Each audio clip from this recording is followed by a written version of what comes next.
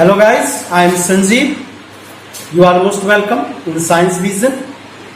आज मैं आपको 12वीं वर्ग के चैप्टर 8 मैग्नेटिज्म का एक महत्वपूर्ण टॉपिक बताने वाला हूं। उस महत्वपूर्ण टॉपिक में चुंबकीय द्विध्रुव या क्षर चुंबक के कारण चुंबकीय क्षेत्र की तीव्रता और चुंबकीय विभव के व्यंजक के बारे में बात करेंगे। तो टॉपिक है किसी क्षर चुंबक या चुंबकीय द्विध्रुव के कारण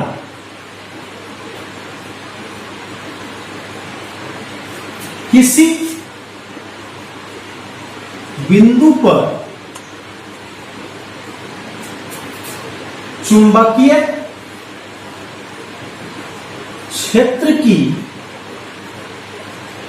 तीव्रता या चुंबकीय विभव का व्यंजक।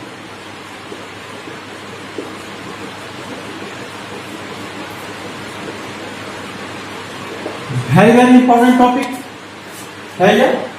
तो सबसे पहली बात, किसी भी क्षर चुंबक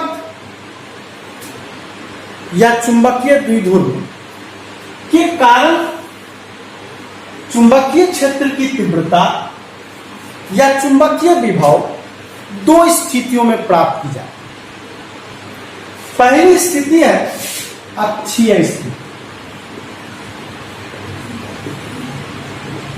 अक्षीय स्थिति जिसको हम लोग कहते हैं एक्सियल पोजीशन। एक्सियल पोजीशन कैसे निकाला जाएगा? तो इसके लिए एक क्षर चुंबक बनाया जाए। एक क्षर चुंबक बनाते और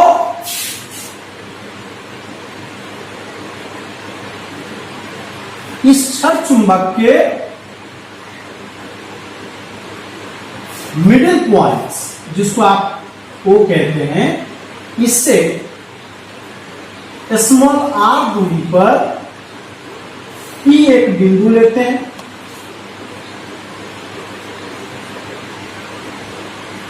और यह अक्षीय स्थिति में होता है और यह आपका नॉर्थ और यह आपका साउथ। यहां की जो ध्रुवीय प्रबलता होती है यह स्मॉल एम और इसकी माइनस स्मॉल, और इस एनएस की जो लंबाई होती है जिसको द्विध्रुव लंबाई कहते हैं वो 12 है। राइट। तो सबसे पहले करना क्या है कि माना कि एनएस एक क्षर चुंबक है या इसको चुंबकीय द्विध्रुव भी कहेंगे, और चुंबकीय द्विध्रुव करने का मतलब क्या है कि इसके दो ध्रुव हैं, एक उत्तरी ध्रुव और एक दक्षिणी ध्रुव। तो इस क्षर चुंबक का जो द्विध्रुव लंबाई है वह 12 है और इसकी ध्रुवीय प्रबलता स्मॉल एम है। तो इसका चुंबकीय आघूर्ण क्या हो जाएगा? चुंबकीय द्विध्रुव आघूर्ण। जैसा कि आपको पता होगा कि चुंबकीय द्विध्रुव आघूर्ण को कैपिटल एम से डिनोट करते हैं और यह चुंबकीय द्विध्रुव के ध्रुवीय प्रबलता और द्विध्रुव लंबाई के गुणनफल के बराबर। तो सबसे पहला हम मान लेते हैं कि एनएस एक क्षर चुंबक है जिसका चुंबकीय आघूर्ण, तो चुंबकीय आघूर्ण क्या हो जाएगा? कैपिटल एम बराबर स्मॉल एम इंटू 12। क्योंकि चुंबकीय आघूर्ण जो है जिसको चुंबकीय द्विध्रुव आघूर्ण कहते हैं, मैग्नेटिक डायपोल मोमेंट, वह इनके किसी एक ध्रुवीय प्रबलता का परिमाण होता है जिसको हम स्मॉल एम ले लिए, और इनके बीच की द्विध्रुव लंबाई है ना का गुणनफल है। तो चुंबकीय द्विध्रुवाक को ले लिए। अब इसके मध्य बिंदु O से स्मॉल r दूरी पर एक बिंदु P लेते हैं जो अक्षीय स्थिति में स्थित है। अक्षीय में इसलिए है कि NS के अक्ष पर ही P कोई बिंदु, NS के अक्ष पर क्या है, P कोई बिंदु। तो इस P बिंदु पर ही हमें चुंबकीय क्षेत्र की तीव्रता मिला। तो पहले क्या मान लिया, माना कि NS एक क्षार चुंबक है जिसका चुंबकीय आघूर्ण कैपिटल M बराबर स्मॉल m इंटू 12 है और इसके मध्य बिंदु O से स्मॉल r दूरी पर P कोई बिंदु है जो अक्षीय स्थिति में, और यही चुंबकीय क्षेत्र की तीव्रता हमें क्या करनी है, ज्ञात है। अब देखिए क्षार चुंबक NS के उत्तरी ध्रुव N के कारण बिंदु P पर चुंबकीय क्षेत्र की तीव्रता। अब चुंबकीय क्षेत्र की तीव्रता जब हम निकालेंगे तो क्या होगा, B1 बराबर μ0/4π इंटू m/np का स्क्वायर, np का स्क्वायर। और इसका डायरेक्शन क्या होगा, इसका डायरेक्शन होगा np वेक्टर की ओर दिशा। अब np है कितना, np बराबर OP माइनस ON, और OP का कितना वैल्यू है, R मान लिए है, और ON का वैल्यू है। कहिए कैसे हल हो गया, क्योंकि जब यहां से यहां तक 12 है और यह एक डायपोल है तो ये भी है और ये भी है, तब तो मिला के 12, तो np का मान आपका निकल गया। अब इससे B1 का मान जब हम निकालेंगे तो μ0/4π जो small m by r minus l का होल स्क्वायर। ये निकल गया नॉर्थ पोल के कारण, इस मैग्नेट के नॉर्थ पोल के कारण P बिंदु पर चुंबकीय क्षेत्र की तीव्रता। अब मैं बात करूंगा साउथ पोल के कारण, है ना, कहां, इस P बिंदु पर चुंबकीय क्षेत्र की तीव्रता। इसे आप नोट कर जाइए। अब मैं आपको बताता हूं कि क्षार चुंबक के कारण, क्षार चुंबक के कारण दक्षिणी ध्रुव S के कारण, क्षार चुंबक के कारण दक्षिणी ध्रुव S के कारण P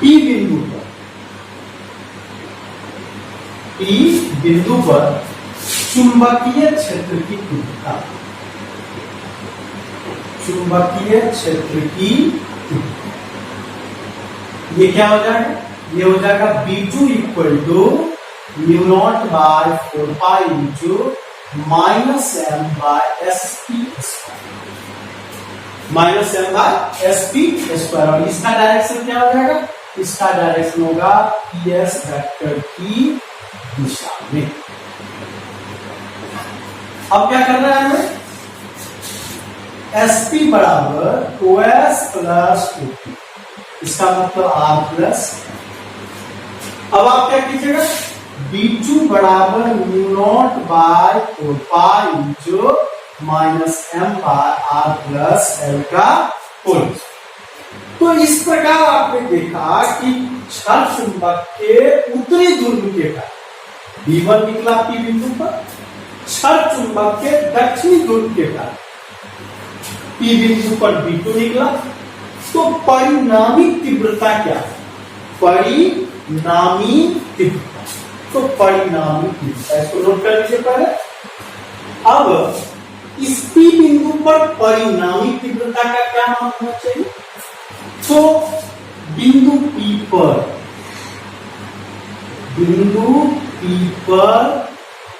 परिणामी तीव्रता, बिंदु P पर क्या बात करेंगे? परिणामी तीव्रता। तो जब परिणामी तीव्रता का मान निकालना होगा तो B बराबर कितना? B1 प्लस क्या? B2। तो B1 का भी मान निकाल रखे हैं और B2 का भी मान जानते हैं, दोनों का मान जानते हैं। तो B1 बराबर, यहां से B का मान, B1 का मान μ0 by 4 pi into m by r minus l का होल स्क्वायर, और B2 का मान कितना हो जाएगा? μ0 by 4 pi into minus m by r plus l का होल स्क्वायर। अब क्या करना है? दोनों से μ0 बाय 4 पाई तो निकल ही जाए, m भी बाहर निकाल देंगे, 1 बाय r माइनस l का होल स्क्वायर और minus 1 by r plus l का होल स्क्वायर।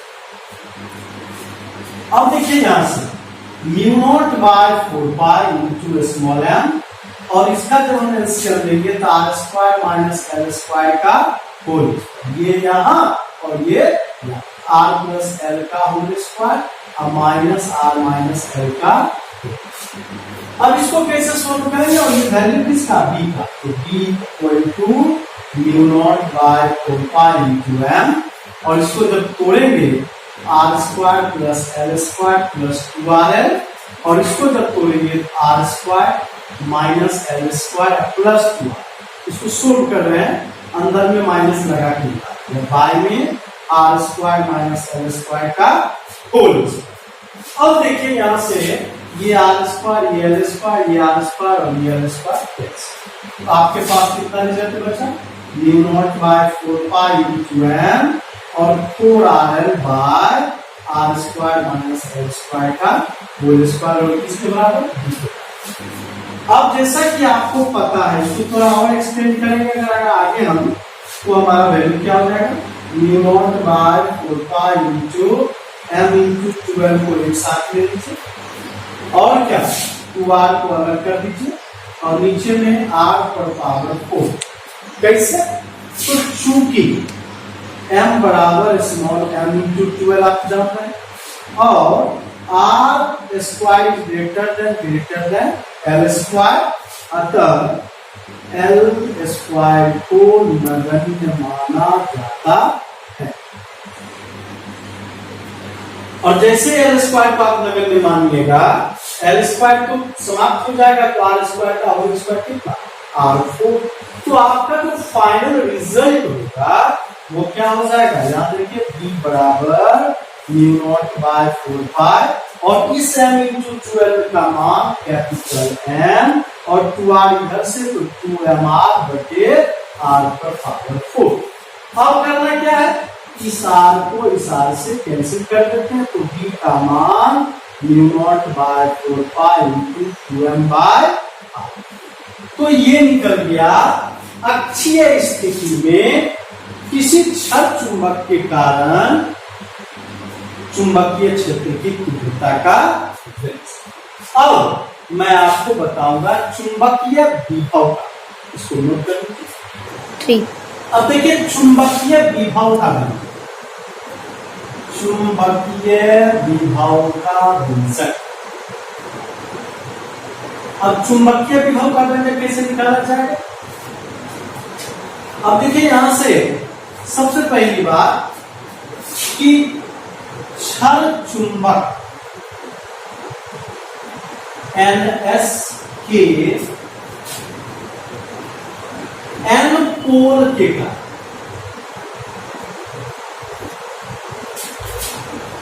P बिंदु पर चुंबकीय विभव, चुंबकीय विभव क्या हो जाए?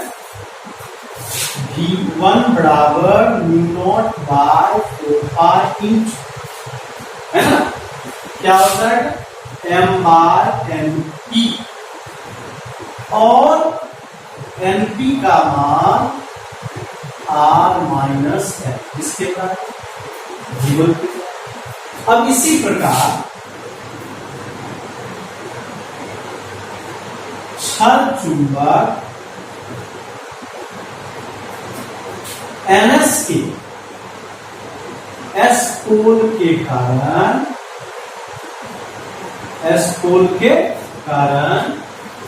P बिंदु पर चुंबकीय विभव अर्थात क्या V2 बराबर mu naught by 4 pi into minus m by SP और SP का मान जहां तक आपको पता है कितना minus m by r plus l। तो आपने क्या किया कि इस क्षर चुंबक के नॉर्थ पोल और क्षर चुंबक के साउथ पोल इन दोनों के कारण आप P बिंदु पर क्या निकाल दिए चुंबकीय विभव। अब अतः P बिंदु पर परिणामी चुंबकीय विभव। तो परिणामी चुंबकीय विभव की बात जब की जाएगी तो V बराबर V1 प्लस V2 और V1 का मान mu naught by 4 pi into m by r minus और V2 का मान mu naught by 4 pi into m by r plus direct ले लिए प्लस माइनस माइनस। अब यहां से जब बात हम लोग करेंगे तो mu naught by 4 pi into m को कौन 1 बाय r माइनस l और 1 बाय r प्लस है ना। और जब इसको हम सोल्व करेंगे तो हमारा रिजल्ट क्या होगा तो पहले इसको नोट कीजिए स्टार्ट। अब देखिए V बराबर क्या हो जाएगा mu naught by 4 pi into m आपने तो बाहर निकाल रखा है। अब क्या हो गया r प्लस l और r प्लस l बाय में r square minus l square. क्यों a माइनस बी और a प्लस बी का जब आप एलसीएम लेते हैं तो a square minus B square यहां से r आपके कैंसिल हो जाएंगे तो v का मान mu naught by 4 pi into m into 12 किसके बराबर r square minus l square इसके अपॉन में होगा। तो v बराबर म्यू नॉट बाय 4 पाई तो ठीक है लेकिन इसका वैल्यू आप क्या जानते हैं कैपिटल m बाय r। क्यों क्योंकि r ग्रेटर देन l तथा l को नगण्य माना जाता है ना। तो आपका ये क्या हो गया विभव का वेग। तो अक्षीय स्थिति है ना चुंबकीय क्षेत्र की तीव्रता भी आपने निकाला और चुंबकीय विभव का व्यंजक भी आपने निकाला। अब जो हम बात करेंगे निरक्षीय स्थिति में चुंबकीय क्षेत्र की तीव्रता और चुंबकीय विभव का वेग। इसको नोट करें। निरक्षीय स्थिति हम लोगों ने चर्चा किया था कि विद्युत द्विध्रुव जब होता था उसमें भी हम लोग विद्युत क्षेत्र की तीव्रता निकालते थे और निरक्षीय स्थिति भी उसमें होती। तो उसी प्रकार से सबसे पहला एक क्षर चुंबक हमें लेना होगा। एक क्षर चुंबक हमने बनाया और इस क्षर चुंबक के दो पोल हमने ले लिए, एक पोल नॉर्थ पोल और एक पोल साउथ पोल ले लिया और एक निरक्षीय बिंदु की बात करते हैं। निरक्षीय बिंदु का मतलब हुआ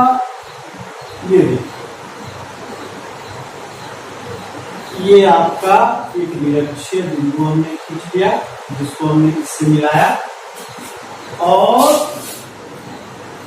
यहाँ जो है आपका ये P पॉइंट से आपका निरक्षीय बिंदु हो जाएगा। ये P पॉइंट्स यहाँ से इसको बढ़ा देते हैं, यहाँ से इसको इससे मिला।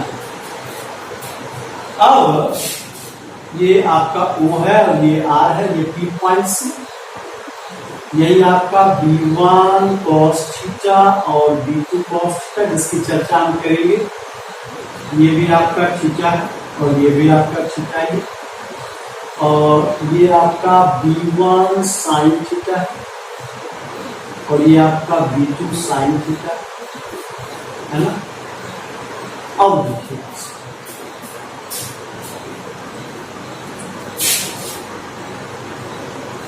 ये आपका B1 और ये आपका B2।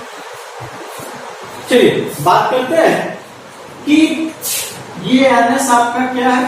NS एक क्षार चुंबक है ना।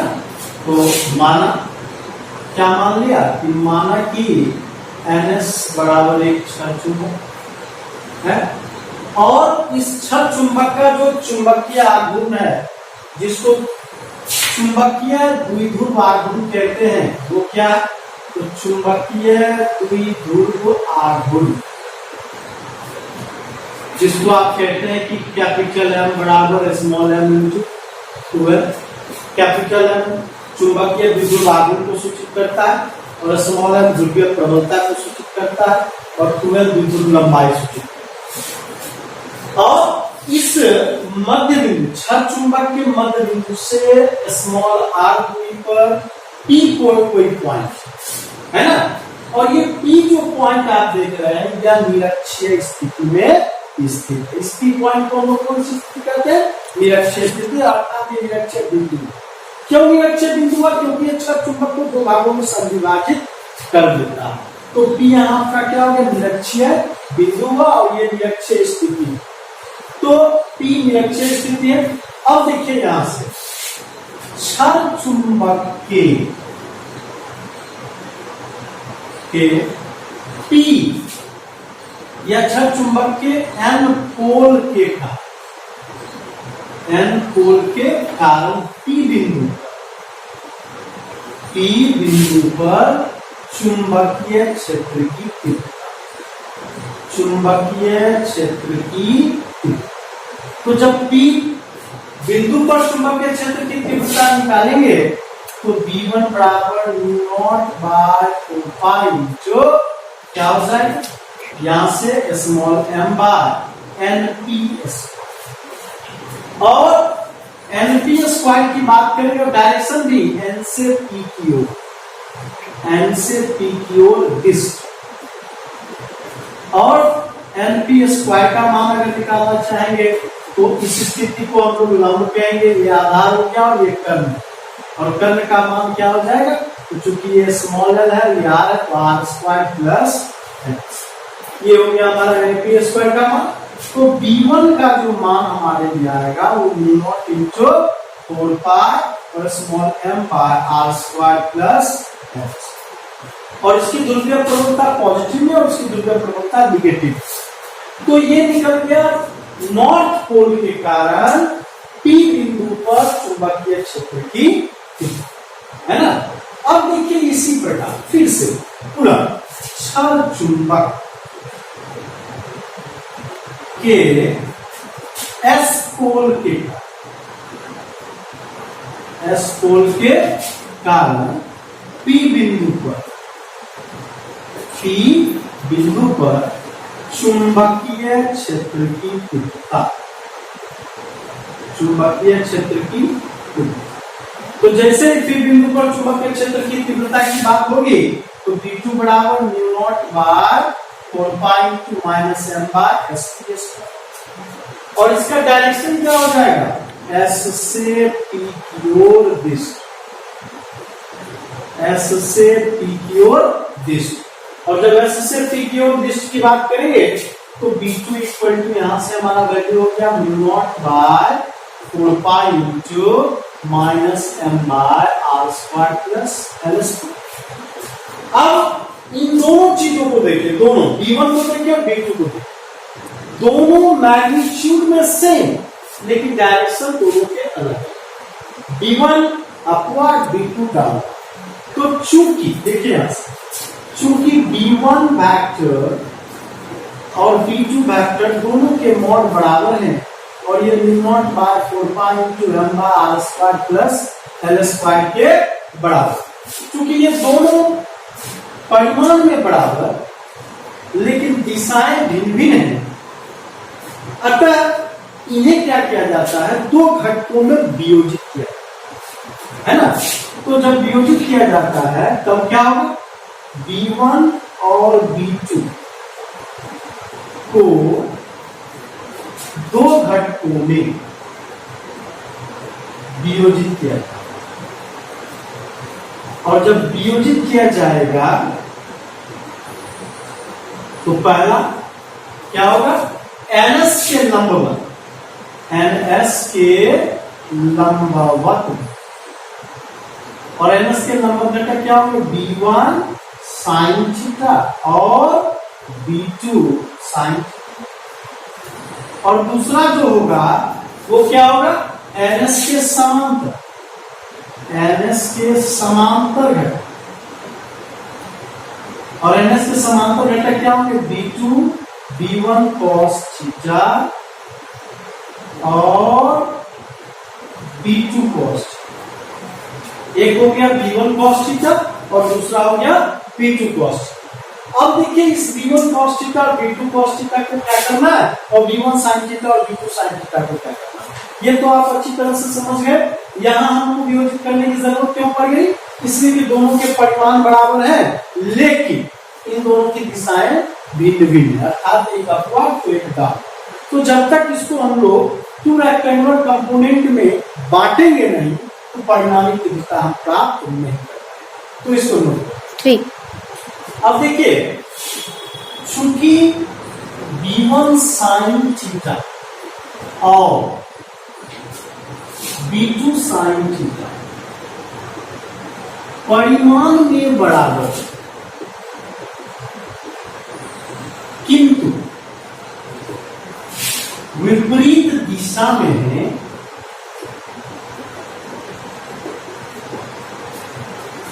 अतः ये एक दूसरे को निष्फल करते हैं, निष्फल कर देगा। और जब निष्फल कर देगा तो ये वैल्यू भी आपका क्या हो जाएगा, समाप्त हो जाएगा। मतलब अगर आप यूं निकाले तो B1 sin theta minus B2 sin theta equal to क्या हो जाएगा, 0। अब क्या होगा, तो ये तो समाप्त हो गया। तो अब समांतर घटक की बात करते हैं। तो चूंकि B1 cos थीटा और B2 cos थीटा परिमाण में बराबर किंतु समान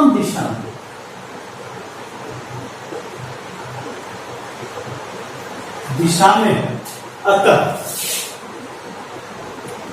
ये एक दूसरे को, अतः क्या हो जाएगा, अतः P बिंदु पर परिणामी तीव्रता,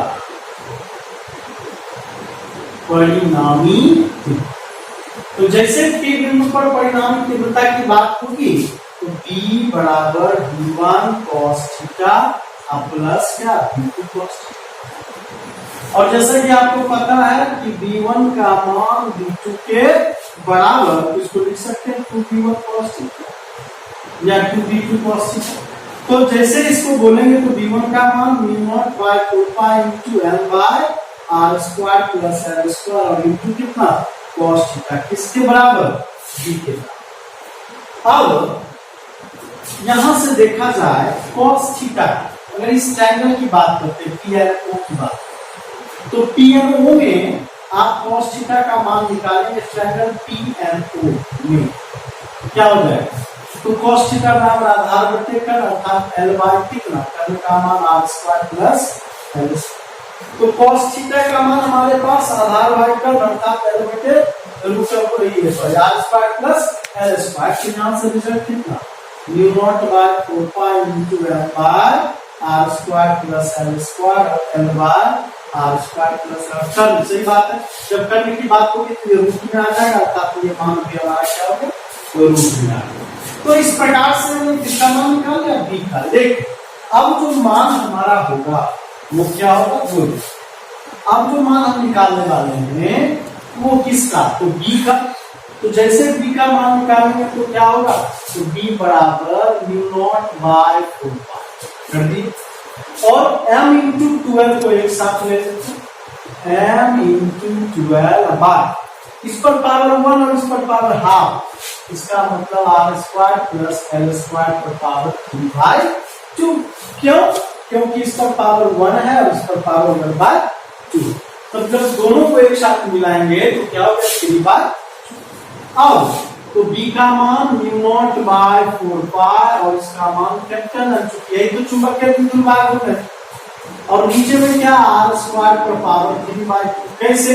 तो आपको पता है कि r ग्रेटर देन है, अतः L² को नगण्य माना जाता है। और जैसे L² को नगण्य माना जाएगा तो हमारा वैल्यू क्या होता है? तो b = μ0/4 इंटू m/, यहां से दो कैंसिल, अर्थात b का मान μ0/4 इंटू m/r³। तो इस प्रकार से आपने देखा कि निरक्षीय स्थिति में चुंबकीय क्षेत्र की जो तीव्रता हमारी होगी, ये क्या होगा? B equatorial = μ0/4 into m/r³। ये तीव्रता का मान। और अब मैं आपको विभव का मान, तो अगला होगा आपका विभव का मान। तो इसको पहले नोट करें।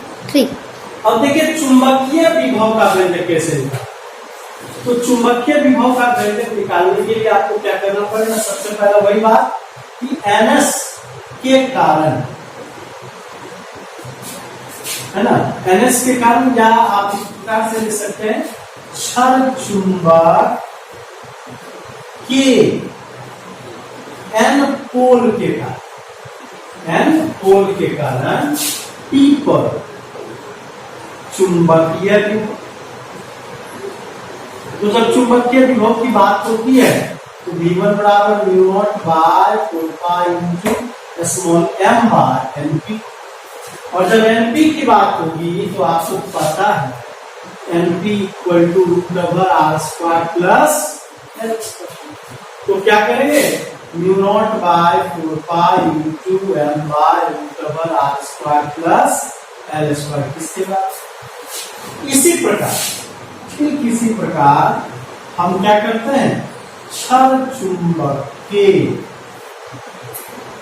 है ना, P, ये आपका S पोल के कारण P पर चुंबकीय विभव निकाले। अब P पर जैसे चुंबकीय विभव निकाले तो V2 = μ0/4 इंटू -m/s। तो Np हो चाहे Sp हो, दोनों के वैल्यू क्या होंगे? r² plus L²। तो जब इसके मान निकलेंगे तो V2 = -m/√r² प्लस। अब परिणामी विभव की बात जब होगी तो P बिंदु पर परिणामी विभव कितना हो जाएगा? V = V1 plus V। तो V1 का मान μ0/4 इंटू m/, कितना? √r² plus L²। और V2 का मान कितना? μ0/4 इंटू m/√r² प्लस L²। क्योंकि ये V1 का मान और ये V2 का मान, तो फाइनल रिजल्ट क्या होगा? 0, क्योंकि दोनों मान समान है तो दोनों में सब्सट्रैक्शन होगा तो 0। तो इससे पता चलता है कि क्षण चुंबक के निरक्षीय स्थिति, क्षण चुंबक के निरक्षीय स्थिति में चुंबकीय विभव शून्य, चुंबकीय विभव क्या हो जाएगा? शून्य होता है ना।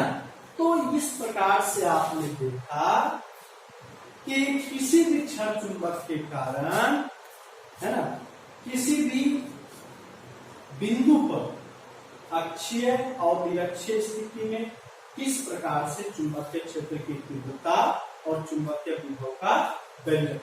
अब देखिए थोड़ी सी एक बात की चर्चा हम लोग कर लें, पहले तो इसको आप नोट कर लें। अब देखिए अगर हम एक्सियल पोजीशन और इक्वेटोरियल पोजीशन का रेशियो निकालें तो क्या वैल्यू है? अर्थात किसी क्षण चुंबक के कारण अक्षीय स्थिति में चुंबकीय क्षेत्र की तीव्रता और निरक्षीय स्थिति में चुंबकीय क्षेत्र की तीव्रता के व्यंजक का अनुपात निकाले तो म्यू नॉट बाय 4 बटे कितना निकला था आर क्यू, और इसका निकला म्यू नॉट बटे 4 बटे आर क्यू। तो ये मान इस मान को कैंसिल, ये मान इस मान को कैंसिल, ये मान इस मान को कैंसिल, अर्थात B axial by B equatorial equal to 2/1। तो इस प्रकार से आपने देखा कि एक्सियल बाय इक्वेटोरियल का रेशियो 2/1। तो आसान है, पूर्ण विश्वास है कि आप लोग इस वीडियो को सही तरीकों से देखें और लाभ उठाएंगे। ठीक नेक्स्ट वीडियो अगले दिन बताया जाएगा।